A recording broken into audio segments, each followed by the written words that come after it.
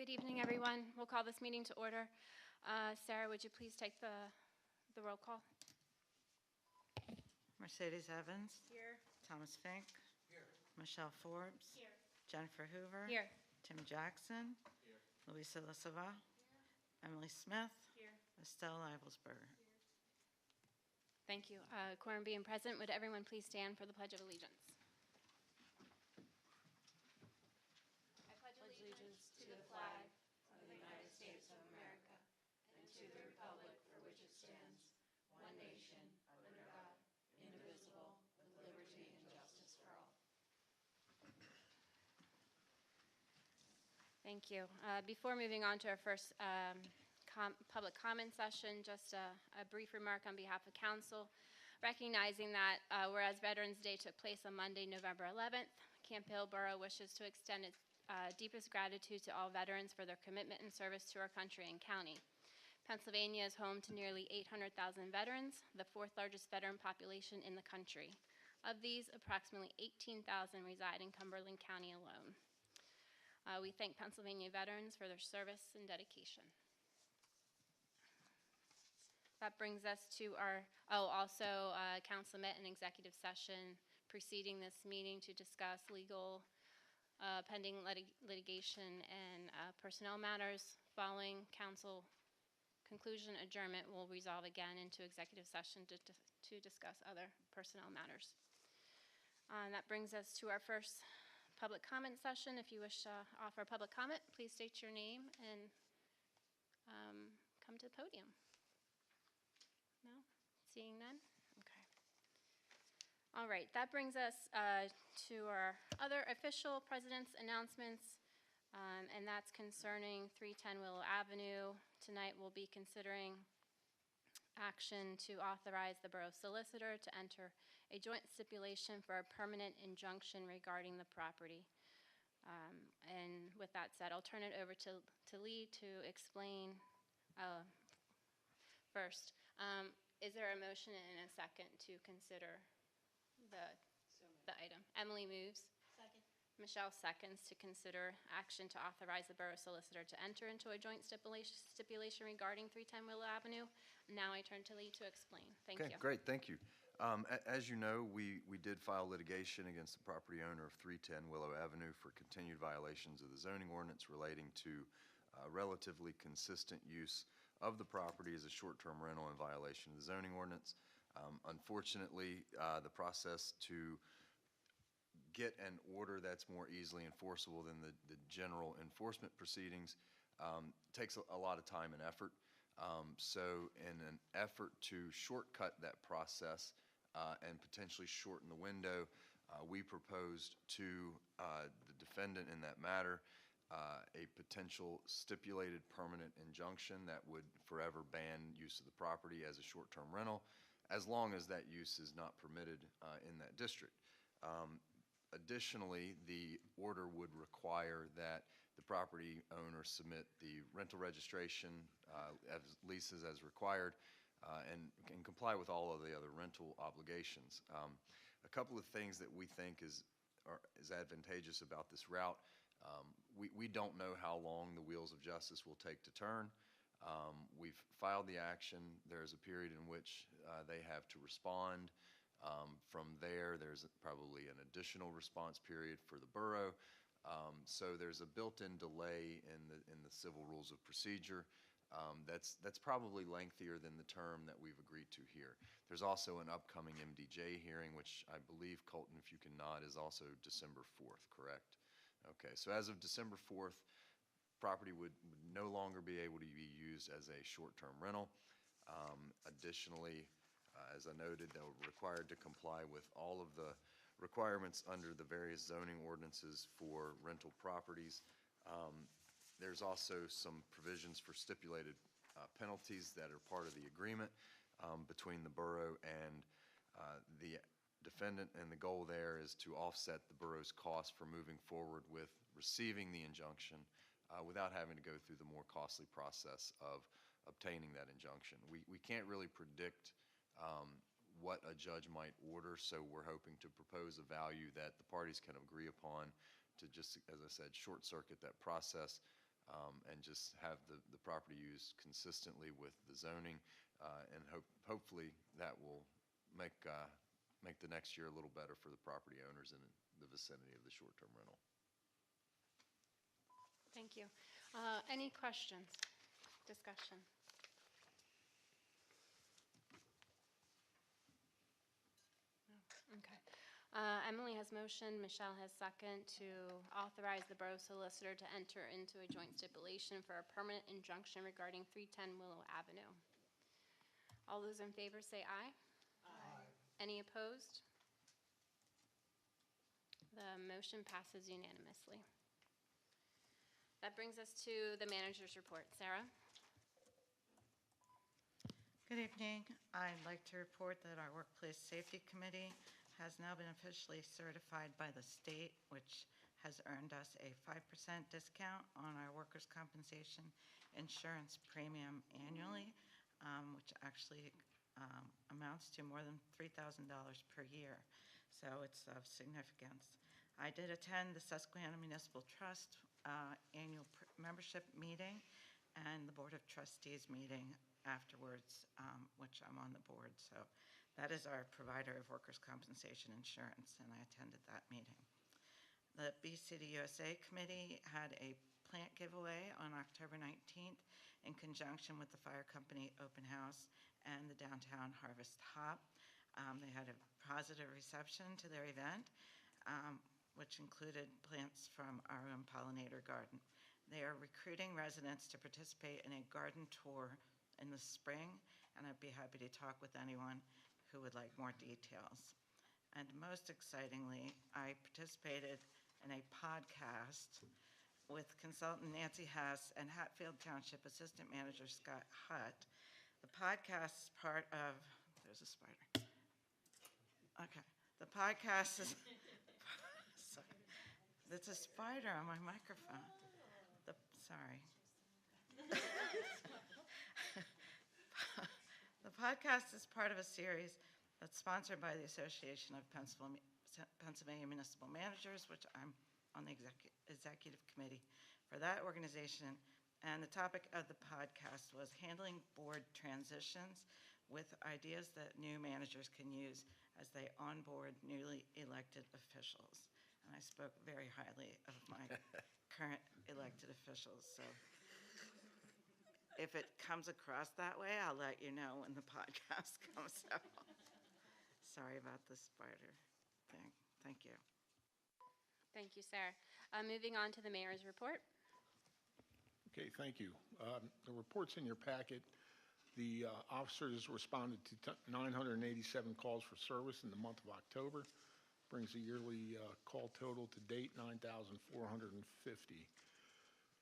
Today, in conjunction with the Pennsylvania State Police, our department conducted a speed detail in Country Club Road. They cited 8 vehicles for speeding. It was only just a 2-hour detail. So that's a positive.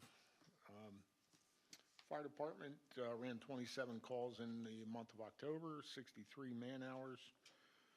We are in the midst of vehicle rescue training, and we're going to start taking Santa around town the first Monday after Thanksgiving. One thing I found out today, our school resource officer, Capers, sent an email to the chief and I. Our canine officer, Gibbs, was nominated last year for an award of Canine Excellence. This is American Kennel Club Television. He didn't win that award, but he was a finalist for the Uniform Police Division Award. He's going to be featured on a segment during the award ceremony. It's going to be on national television in December. It's going to be on ESPN. We don't know the date yet, but that's pretty cool. So we'll let everybody know when that's going to be. Popular officer. He's the most popular and best looking officer. That is my report. Thank you. Next up, engineer's report. Thank you. Only 2 items to update you on this evening. The first is the Camp Hill Streetscape project, which we did our substantial completion inspection for Phase 6, the final phase, last week.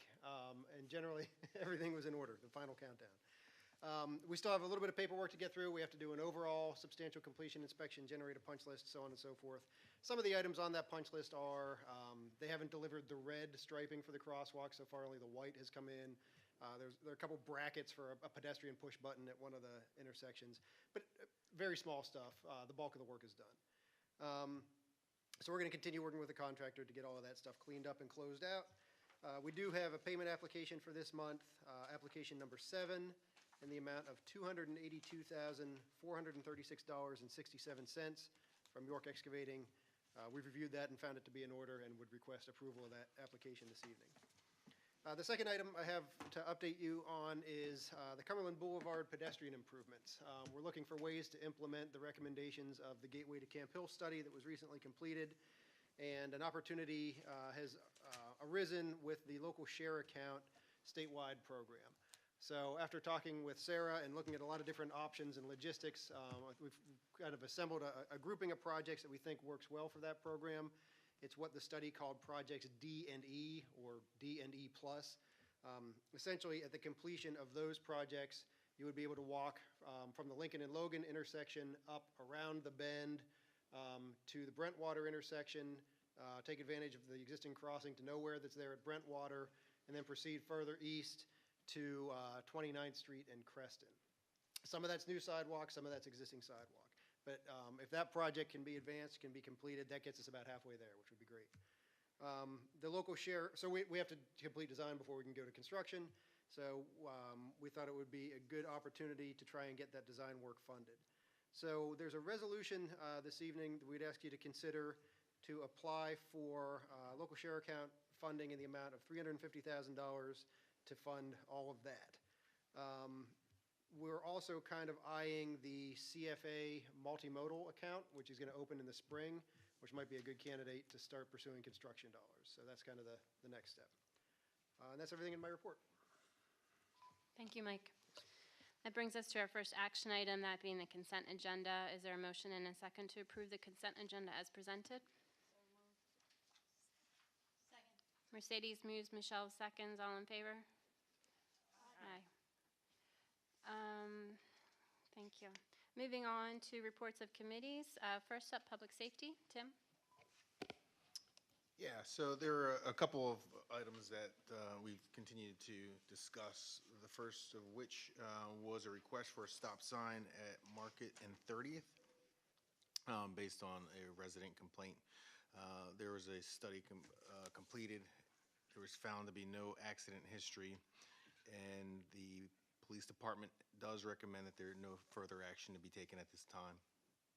As Mayor Simpson just relayed in terms of Country Club Hills and the speeding enforcement, we continue to look at options for mitigation activities, one of which is continued enforcement that will be continued for a period of time, followed by another traffic study to determine what further actions should be considered, also working with HRG with some of those options at that time. And then lastly, there was a stop sign or a traffic device request at 26th and Chestnut.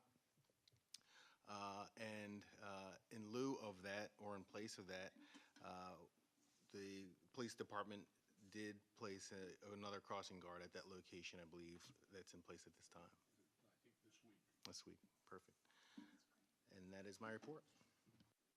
Thank you, Tim. Any questions for Tim? No. Okay. Moving on to Public Works. Louisa?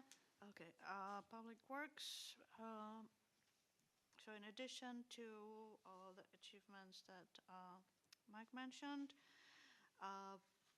we have been looking at a potential crossing at Lincoln and Logan over the bypass. That's been requested several times by the public, and it was also in a couple of studies. So one question was whether the existing vehicular turn lanes that are there, whether they are used infrequently enough to potentially be eliminated.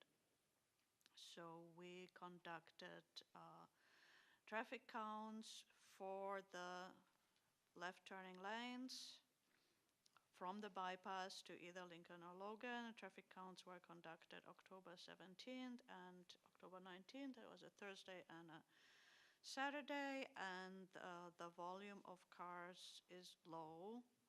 So that would mean that potentially those turn lanes could be eliminated. However, this project is complicated. So at this moment, we're stopping here and we're focusing on the improvements at Brentwater Road that we are going to apply for grant funding to do engineering and design, but we will definitely revisit the Lincoln and Logan crossing question in the future. So that's where we are with Public Works. Thank you, Louisa. Any questions? Yeah, could you go over the route again on Brentwater? Thanks. You just Sure. kind of said it fast. Yeah, and it is a little bit complex because we're not staying on Cumberland Boulevard the whole way. For a portion of it, where Cumberland Boulevard goes around the bend, we think it would be better to get people using Country Club Place East, which is just behind the bend, and then come back up to Cumberland Boulevard at Brentwater. There's already a signalized intersection there with a pedestrian crossing, so a good place to do it. And it's also just very difficult to get sidewalk along that section of Cumberland Boulevard because of slopes and that sort of thing. So I guess if we take it from south to north, if we start at Lincoln and Logan, there's existing sidewalk, and we would be on the kind of the outside of the bend. We would come up along North 32nd Street, which is sort of V's off of Cumberland Boulevard. We would get to Country Club Place East, and then to Brentwater. Still a little bit of a discussion on which side of Brentwater we would use to get back up to Cumberland. We'll work that out in design. And then from Cumberland Boulevard, we can use the existing crossing to get to the south side, and then extend sidewalk to 29th Street. On the north side of Cumberland Boulevard, starting at Brentwater, we would then put new sidewalk in along the, basically along the Country Club to Country Club Road.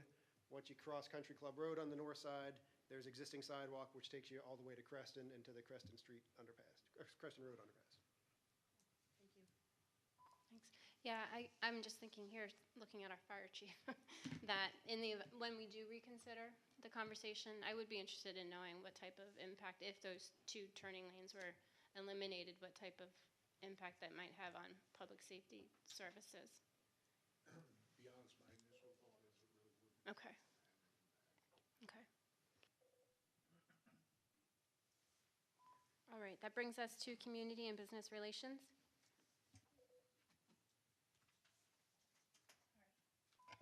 Okay, so we met on Tuesday, October 15th. Tony Conti of MSCH Holdings came to explain that they're interested in applying for a redevelopment assistance capital program grant to help them offset some of the costs for redeveloping the property at 2211 Market Street into a restaurant. There are several steps to the application, one of which is a letter of support from Borough Council. So more discussion about this is on the agenda for our November meeting. They'll be at that meeting. Grant applications for Main Street Matters under Pennsylvania's Department of Community and Economic Development are due on November 15th, and Downtown Camp Hill Association is considering doing an updated Urban Lands Institute study with that. Our committee also discussed new ways to engage more with the community by using podcasts or Instagram posts, coffee with council, things like that. We will continue to discuss opportunities for us to hear what's important to residents and to let them know what's going on in the borough. And this is all in addition to all of the communication that the borough puts out, like the website and the quarterly newsletters, the monthly e-newsletters, and website notifications. Our next Business and Community Relations Committee meeting is this Tuesday, November 19th at 4 p.m. Thank you, Michelle. Any questions? Okay, moving on to Parks and Recreation. Emily? Thanks. I just have a couple things to go over. Number one, if anyone was looking for a volunteer position, there is an opening on the Recreation Commission. The Recreation Commission meets 4 times per year for about an hour to provide recommendations to Borough Council and the Recreation Director about programs and projects our residents want. There's one opening on the Recreation Commission for the term 2025 to 2027. Cover letter and resume are due to the Recreation Office by December 1st. There are obviously lots of holiday events coming up, so I'm just going to run through a couple things. The tree lighting, and I've got my Downtown Camp Hill Association thing with me too, because these go together now. The holiday tree lighting is December 5th at 6 p.m.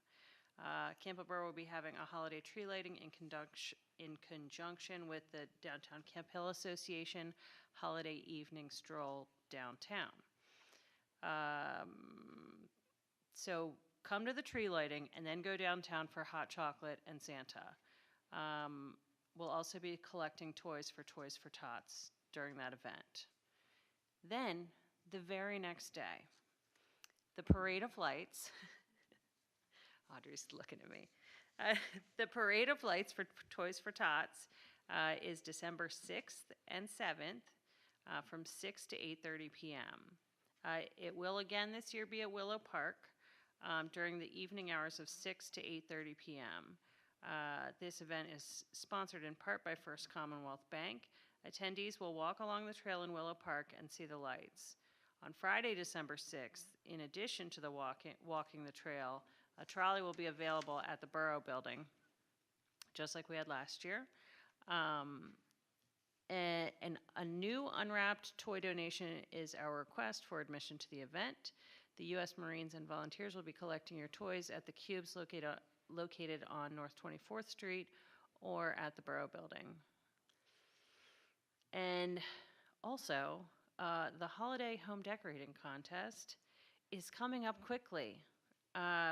Some of us will be going around Camp Hill the week of December 9th to admire all the homes here in Camp Hill and check out everyone's outdoor decorations. So have your house decorated by December 9th, people. We'll be watching, and winners will be notified that week by a knock at their door. Be sure to check out the winners posted on our website and drive by their homes to check out their decorations. Thank you, Emily. Any questions for her? Okay, moving on to Planning and Zoning. Tom? Yes, you'll note in your packet that Colton has provided a monthly report on code enforcement. He responded to 119 calls and complaints, made 468 calls, and issued 44 building, zoning, shade tree, sign, stormwater, and dumpster permits. The committee met October 18, 2024. We concentrated our discussion on a proposed special events ordinance, looking at how it can benefit the public, that is, be permissive enough to allow citizens to enjoy a community with block events, et cetera, while also making sure that there are not violations of noise ordinances, any harm to public safety, or creating community intrusions. It's kind of complicated, but after a healthy and nuanced discussion, the committee agreed to have Ms. Gibson send the draft ordinance with our concerns raised by the committee to the solicitor for review and comment. So we'll be working on that in the future. We also had an update from our codes officer on recent responses to complaints and code violations. He's been pretty busy recently. And we briefly discussed the upcoming implementation of the new rental inspection ordinance, which will start January 2025. And finally, we had public comment on sidewalk safety and code violations along the bypass, an issue with which both public safety and public works, and we've heard some discussions about putting sidewalks in. So some of these concerns wraps around issues and projects that are underway. And that's my report. Any questions anyone might have? The next meeting will be November 15th, the end of this week at 8:15 a.m. Thank you. Thank you, Tom. Moving on to Administration and Finance. Mercedes? Thank you. I have a couple of action items I want to go over. One of them is to consider the advertisement of an ordinance to waive employee contributions for the N1 pension plan. And we're considering it because it's overfunded, so we're asking to waive the contributions for that. And then the next thing is to consider advertisement of the 2025 budget. Just want to say thank you to everybody. It took a lot of meetings to kind of make that happen, and to our finance director and Sarah for all the hard work. For the community, the borough is pleased to present the 2025 budget. It includes no tax increases for next year, as well as no increases for sewer and stormwater fees. Just for reference, the borough's tax rate is 8th among the 11 boroughs in Cumberland County, so we're below the average. This budget, however, is not without challenges. The general fund is budgeting a significant net loss due to the sign ordinance litigation and potential fees from that. Rates for trash and recycling collection will increase slightly beginning April 1st, 2025 per our 3-year contract with the refuse hauler, and our current contract runs through March 31st, 2026. And lastly, the borough is very fortunate to have been awarded a significant amount of federal and state funding on projects. And I just want to say thank you to Sarah, who's constantly looking for those, and Mike, and everybody else that is looking for opportunities to help close the gap between our projects, the cost to the borough. So thank you for doing that. And we'll continue to do that as we move forward. Are there any questions? Yes, ma'am. About the pension plan, Yes. so currently employees are contributing, and No, right? No. It's been overfunded for. so it's been waived for a while? And so we're just renewing the waiver? Yeah, that's it. Like how often? Every year, right? Once a year. Oh, once a year? Yeah. Okay, I see. Okay, so next year, we would review the funding situation That's right. and possibly waive. And if it falls below, we'll have a different conversation. Okay, got it. That concludes my report. Thank you. And just as a matter of process, after we do consider the vote on the budget, the narrative in that document will be advertised on our website as well, with the budget narrative for you to read more. That brings us then to our liaison reports, starting with the Borough School District. That liaison committee did not meet, so there was no action taken. Thank you. Louisa, Stormwater? Okay, the Stormwater Authority met yesterday. The authority approved the authority's 2025 budget. Then we discussed all sorts of potential future projects, but no decision was taken because we are waiting for the new MS4 requirements, which will hopefully be available in spring 2025. So once we know what the new MS4 requirements are, then we can plan which projects to pursue to meet those requirements. However, there's a number of projects that we are going to need to do regardless, and they're very costly. and we haven't quite solved the problem where the money is coming from. And Mike can correct me if I don't present it correctly. So the biggest project, which is a must-do project, is on Chestnut Street until Yale, but in your summary it says Market to Yale, so I'm a little bit confused. Yeah, this comes out of the Stormwater Authority's CCTV inspection of all the pipes, storm sewer pipes in town. We found 3 problem areas. 2 of them are pretty easy to fix, and 1 of them is pretty difficult.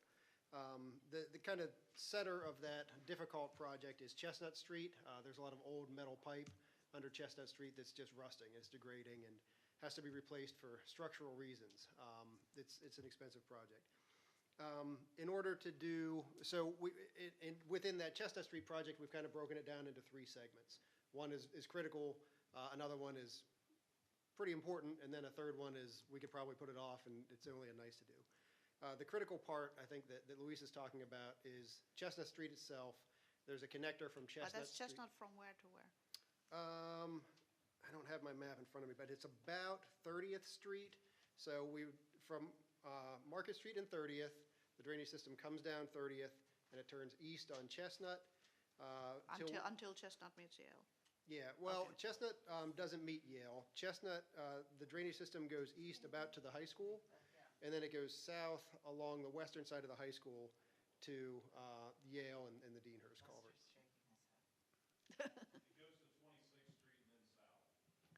Okay. Okay, so Market and Third, no. See, we're all confused. There is a branch of the system that's in 26th Street, 27th Street, and that is also in pretty poor shape. That's kind of the second tier. That's the should, Yeah. right. And so my notes say that the must section would be approximately 4 million, and the should section would be about 2 million. Yes.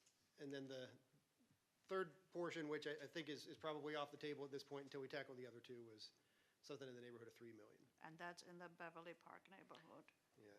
Yeah. So, yeah, no decisions were made. This was just a general discussion. And we also talked about the area around Braemar Street that flooded a couple of months ago, and what to do about that. We might possibly pursue a technical assistant grant, FEMA funding.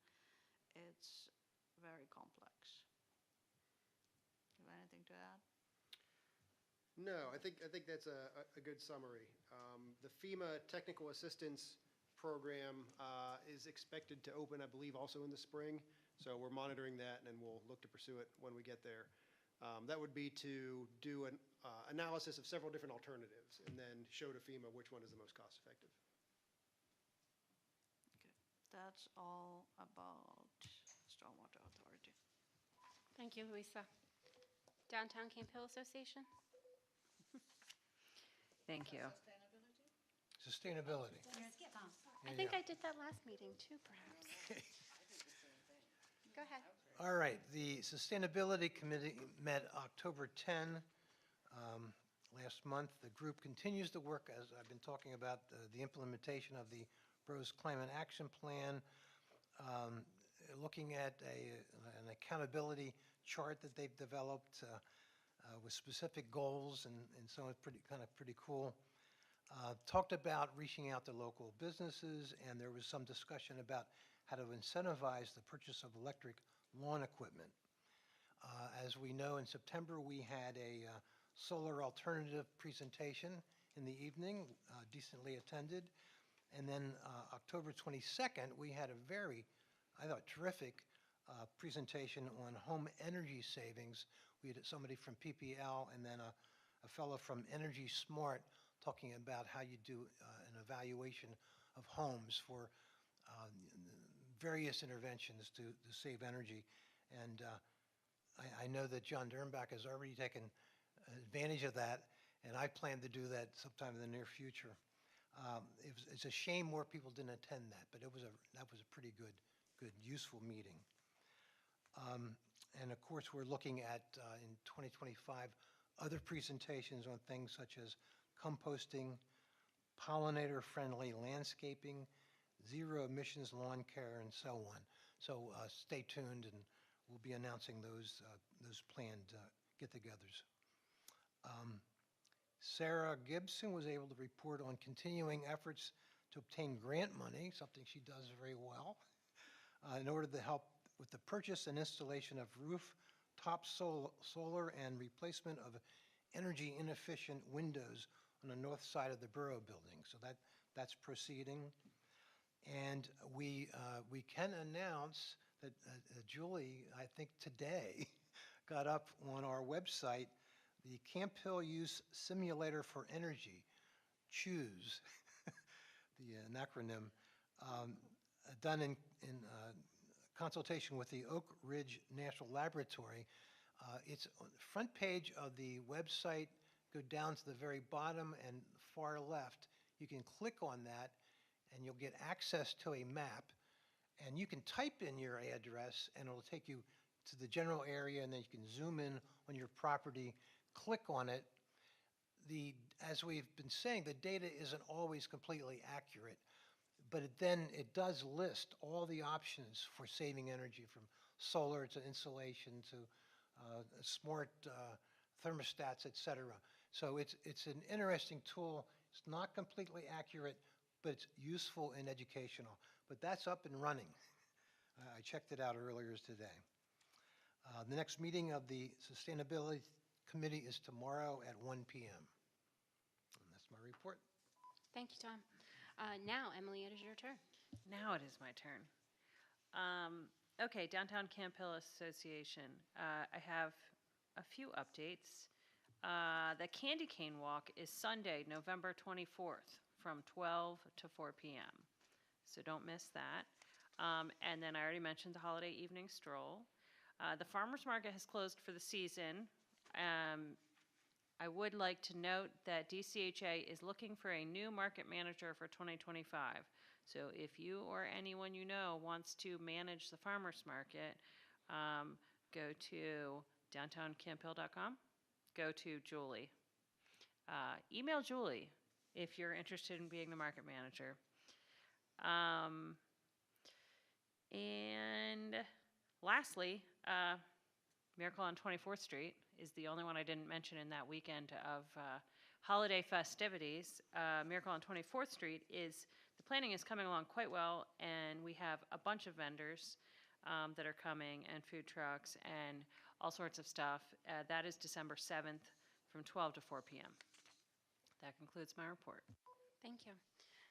Michelle?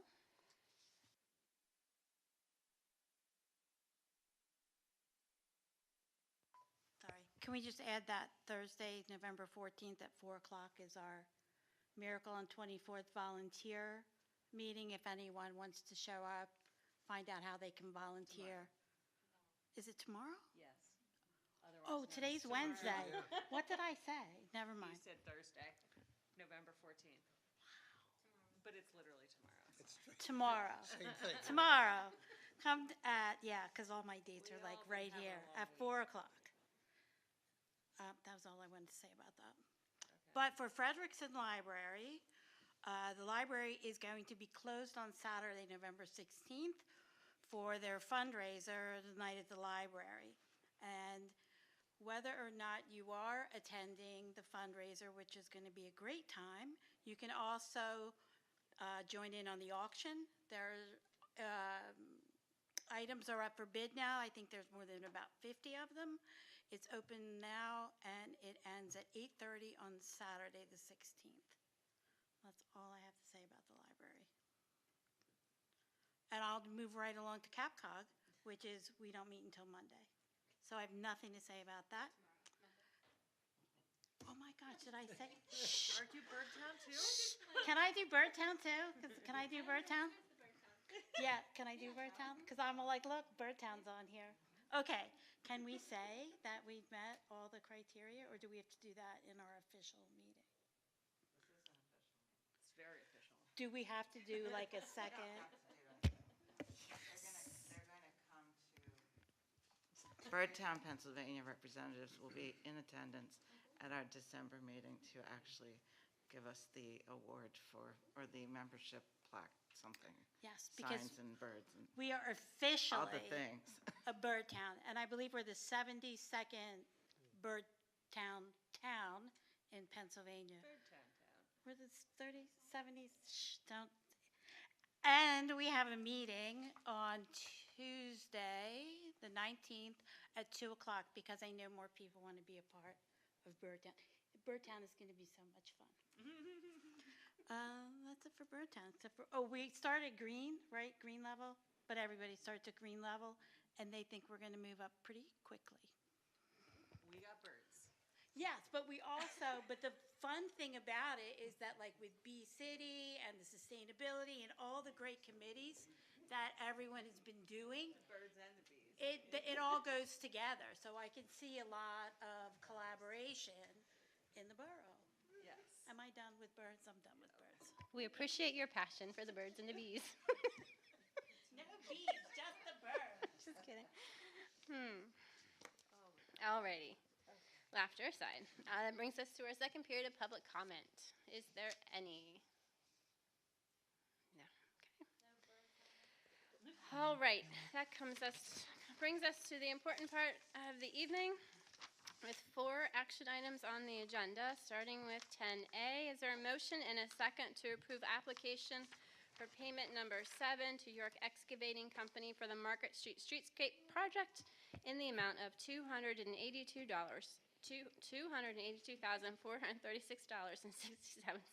So moved. Louisa moves, Michelle seconds. Any discussion? All in favor, please say aye. Aye. Any opposed? The motion passes unanimously to approve application for payment number 7. Item 10B, is there a motion and a second to approve resolution number 2024-14 to authorize an application to the local share account statewide program for a pedestrian infrastructure project along the Cumberland Boulevard in the amount of $350,000? So moved. Second. Louisa moves, Emily seconds. Is there any discussion? All in favor say aye. Aye. Any opposed? The motion passes unanimously, approving the resolution 2024-14. Item 10C, is there a motion and a second to advertise an ordinance to waive employee contributions for the N1 pension plan? Mercedes moves, Michelle seconds. Any discussion? All in favor say aye. Any opposed? The motion to advertise the ordinance passes unanimously. That brings us to our last action item of the evening. Is there a motion and a second to advertise the 2025 budget for the following funds?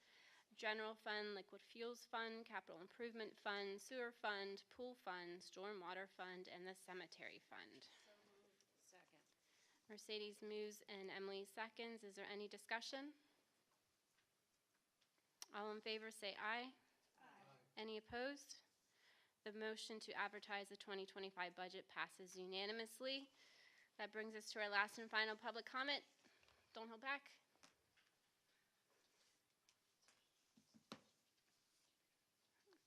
All right.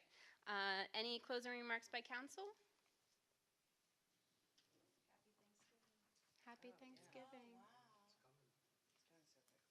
Okay. Thank you to our public attendees, and those perhaps watching online too, and to our staff. With that, no other business, we will stand adjourned.